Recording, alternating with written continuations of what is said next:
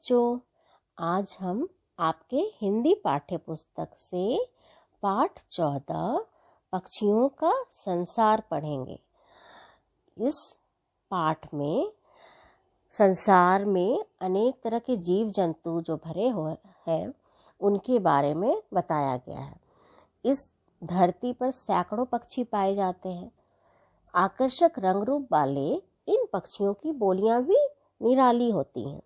ये पक्षी घरों, बाग बगीचों और जंगलों की शोभा बढ़ाते हैं। तो आइए कुछ विशेष पक्षियों के बारे में, इस पाठ में आपको कुछ विशेष पक्षियों के बारे में जानकारी प्राप्त करेंगे आप। तो सबसे पहले हम मोर के बारे में जानते हैं। मोर, यह किसका चित्र है? यह मोर का चित्र है। यह मोर है।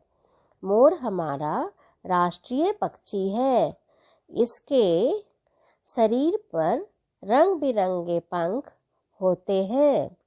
इसका रूप बहुत सुंदर होता है। मोर वर्षा ऋतु में पंख फैलाकर झूम झूम कर नाचता है। इसके नाच को देखकर लोग खुश होते हैं। अब मोर के बारे में आपने जाना। अब मोर के बाद हम लोग नीलकंठ पक्षी के बारे में जानेंगे। नीलकंठ को भगवान शिव का प्रतीक माना गया है। ये क्या है? ये नीलकंठ पक्षी है। नीलकंठ पक्षी को भगवान शिव का प्रतीक माना गया है। नीलकंठ एक सुंदर मोहक पक्षी है। इसके शरीर का रंग भूरा सा होता है ना? और पेट पर हल्का नीला रंग और पंख गहरे नीले रंग के होते हैं। यह पक्षी बाग बगीचों, खेत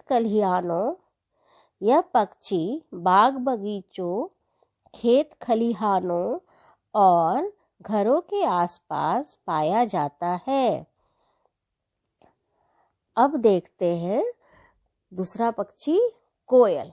कोयल के बारे में हम जानते हैं। ये कौन सा पक्षी है? कोयल है ना?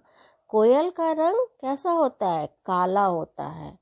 इससे बाग बगीचों की रौनक बढ़ती है। कोयल बसंत ऋतु में आम की डाल पर बैठकर गाती है।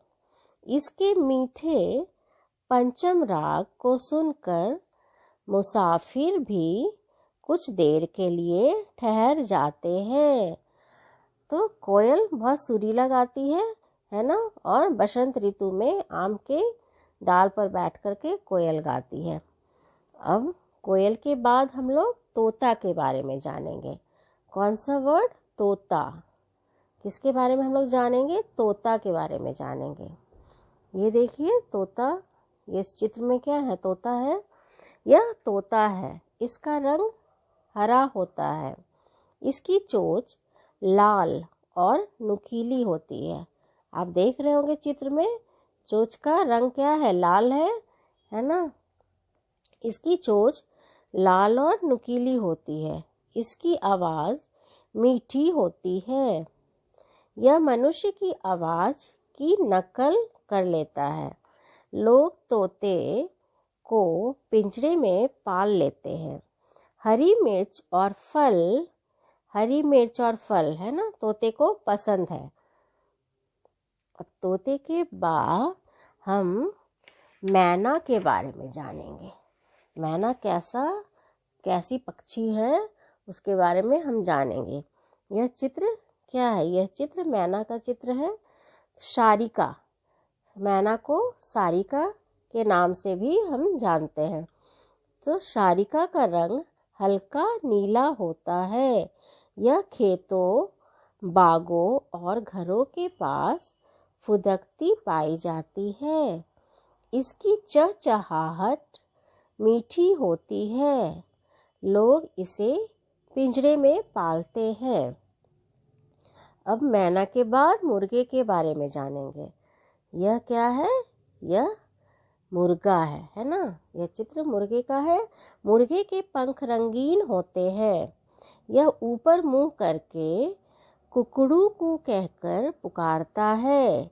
मुर्गा प्रतिदिन सुबह अपनी आवाज़ से लोगों को जगाता है। मुर्गा प्रतिदिन सुबह अपनी आवाज़ से लोगों को जगाता है, कुकड़ू कू करके।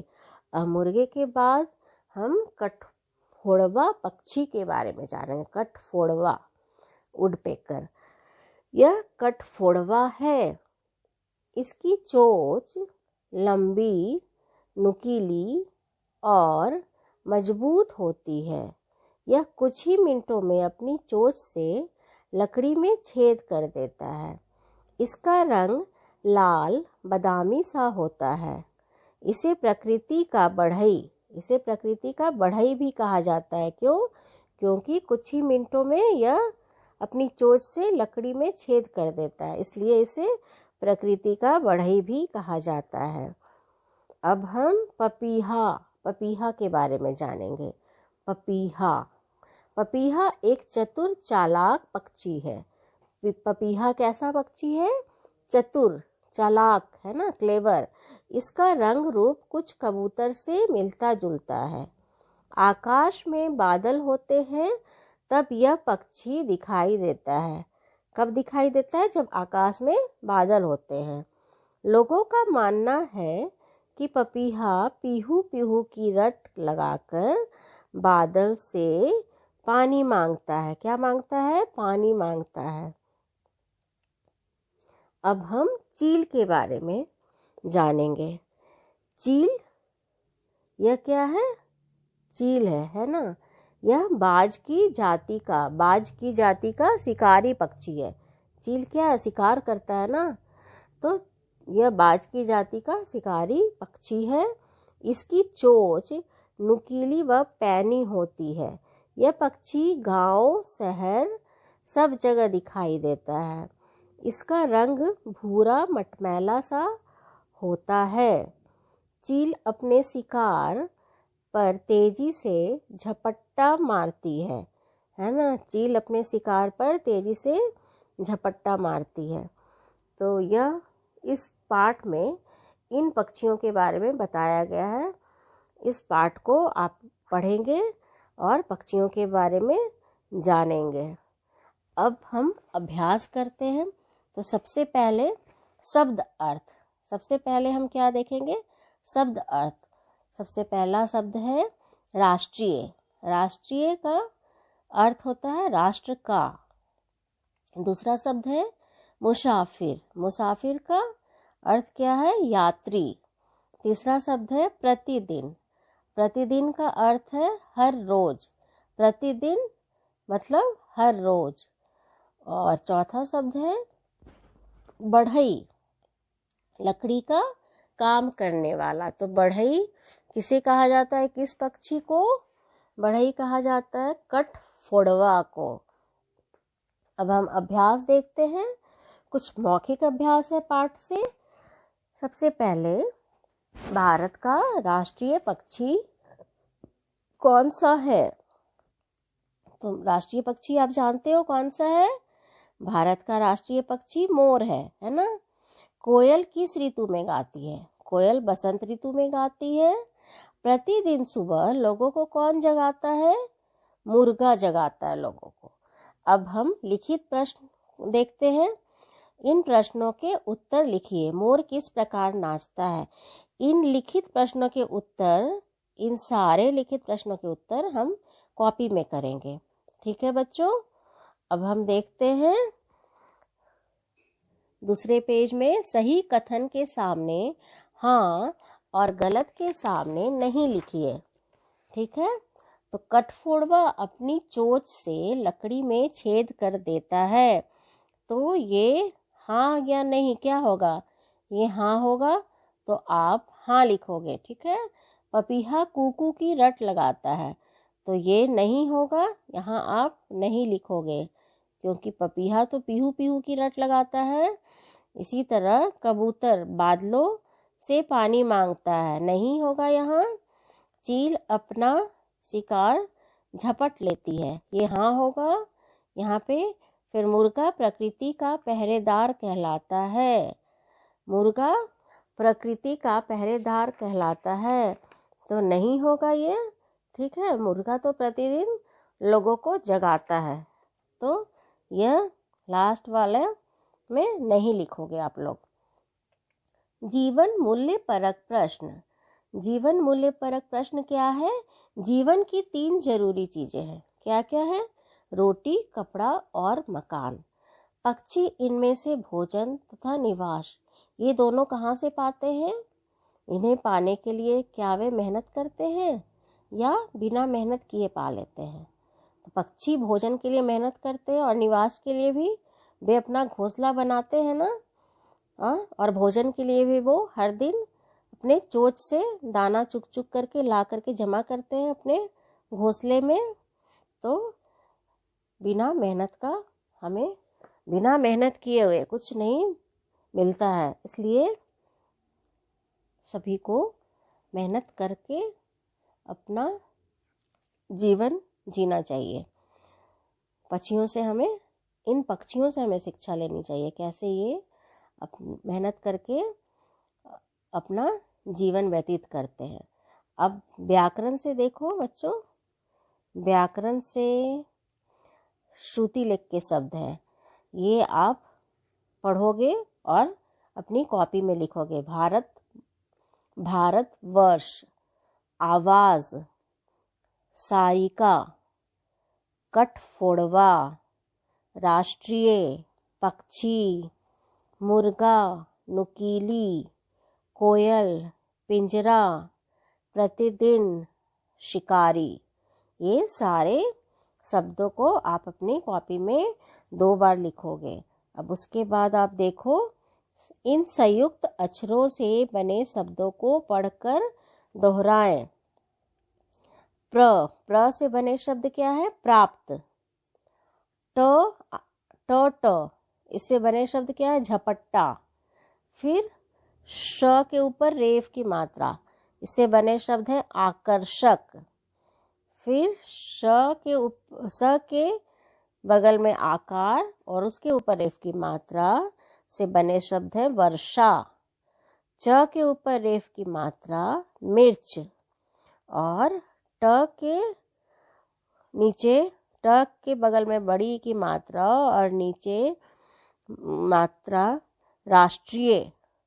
ट्री से क्या बना? राष्ट्रीय। अब अभ्यास 3 को देखते हैं। पाठ में आए जोड़े शब्द युग्म ढूंढ कर लिखिए। पाठ में आए जोड़े शब्द। अब जोड़े शब्द आप अपने पाठ से देखोगे, जैसे पीहू पीहू, तो पीहू पीहू लिख सकते हो ना, ये जोड़े शब्द हो गया। वैसे ही बाग बगीचों, रंग बिरंगे, ये शब्द क्या है? ये जोड़े शब्द हैं, तो आप लिख सकते हो रंग बिरंगे।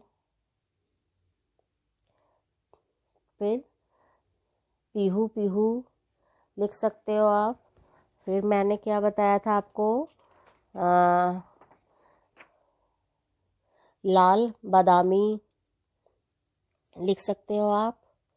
खेत खलिहानों, बाग बगीचों, ये लिख सकते हो, ये जोड़े शब्द हैं। इस तरह अब आप दूसरे अभ्यास की ओर बढ़ते हैं। दी गई बोलियों में से इन पशु पक्षियों की बोली छांट कर लिखिए। अब यहाँ शब्द दिए गए हैं, कोयल, पपीहा, बंदर, और यहाँ क्या है? कौआ, मेढक, बिल्ली। और यहाँ आपको इस बॉक्स में पशु पक्षियों की बोली दी गई है, इनसे छांट करके आपको लिखना है। ठीक है, तो कोयल की आवाज़ कैसी है? कोयल की आवाज़ कुहू कुहू, तो आप यहाँ कुहू कुहू लिखोगे। पपीहा पीहू पीहू। बंदर खो खो। कौआ काँव काँव लिखोगे यहाँ। मेढक टर टर। बिल्ली म्याऊं म्याऊं। अब नीचे देखिए, अभ्यास 5, सही उत्तर के सामने सही का निशान लगाना है।